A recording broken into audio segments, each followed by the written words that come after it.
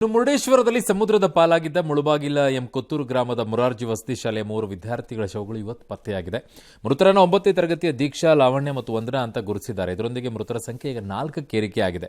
ನಿನ್ನೆ ಶ್ರಾವಂತಿ ಸಾವಾಗಿತ್ತು. ಪೋಷಕರ ಆಕ್ರಂದನ ಮುಗಿಲು ಮುಟ್ಟಿತ್ತು. ನಿರ್ಲಕ್ಷ್ಯ ಆರೋಪದ ಮೇಲೆ ಈಗ ಮುಖ್ಯ ಶಿಕ್ಷಕಿ ಶಶಿಕಲಾ, ಶಿಕ್ಷಕ ಸುನೀಲ್, ಚೌಡಪ್ಪ, ವಿಶ್ವನಾಥ್, ಶಾರದಮ್ಮ, ನರೇಶ್ ವಿರುದ್ಧ ಈಗ ಪೊಲೀಸರು ಸ್ವಯಂ ಪ್ರೇರಿತವಾಗಿ ಪ್ರಕರಣ ದಾಖಲಿಸಿಕೊಂಡಿದ್ದಾರೆ. ಇನ್ನು ಸಸ್ಪೆಂಡ್ ಕೂಡ ಮಾಡಿದ್ದಾರೆ ಮುಖ್ಯ ಶಿಕ್ಷಕಿಯನ್ನ.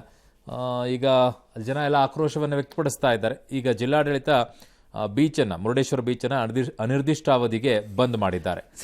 ಟೀಚರ್ಗಳು ಸ್ಕೂಲ್ನಲ್ಲಿ ಮಕ್ಕಳಿಗೆ ಸಂತೋಷ ಆಗಲಿ, ಖುಷಿ ಆಗಲಿ, ಕರ್ಕೊಂಡೋಗಿ ಬರೋಣ ಅಂತಾನೆ ಹೋಗಿರ್ತಾರೆ ಉದ್ದೇಶ ಯಾವುದು.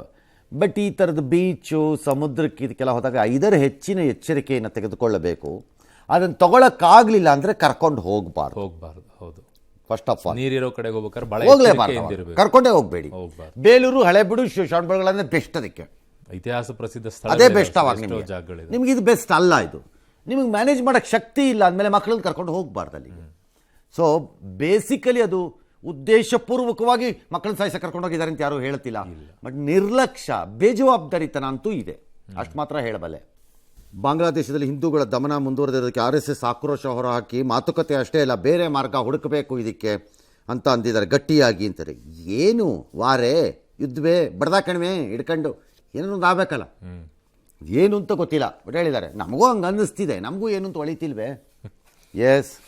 ಇನ್ನು ಮೆಡಿಕಲ್ ಬೇಲ್ ಮೇಲೆ ಆಸ್ಪತ್ರೆ ಸೇರಿರುವಂತಹ ನಟ ದರ್ಶನ್ ಡಿಸೆಂಬರ್ 11ರಂದೇ ಸರ್ಜರಿ ನಡೆಸಲಾಗುತ್ತೆ ಅಂತ 4 ದಿನಗಳ ಹಿಂದೆ ಕೋರ್ಟ್ನಲ್ಲಿ ಅವರ ಪರ ವಕೀಲರು ಕೊಟ್ಟಿದ್ರು. ಆದರೆ ಸರ್ಜರಿ ನಡೆದಿಲ್ಲ. ಇವತ್ತು ರಕ್ತದೊತ್ತಡದಲ್ಲಿ ಮತ್ತೆ ಏರುಪೇರು ಏನಾದರೂ ಆಯ್ತಾ, ಅಥವಾ ಸರ್ಜರಿ ನಡೆಯದಿರಲು ಏನಾದರೂ ಕಾರಣಗಳಿವೆಯಾ?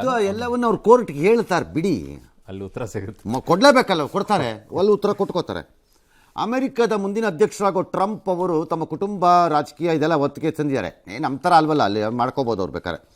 ಭಾವಿ ಸೊಸೆಗೆ ಅವರು ಎಲ್ಲಿಗೆ ಗ್ರೀಸ್ ದೇಶಕ್ಕೆ ಅಮೆರಿಕ ರಾಯಭಾರಿಯಾಗಿ ಕಳಿಸ್ಬಿಟ್ಟಿದ್ದಾರೆ ಅವ್ರನ್ನ, ಆಕೆನ. ಸರಿ.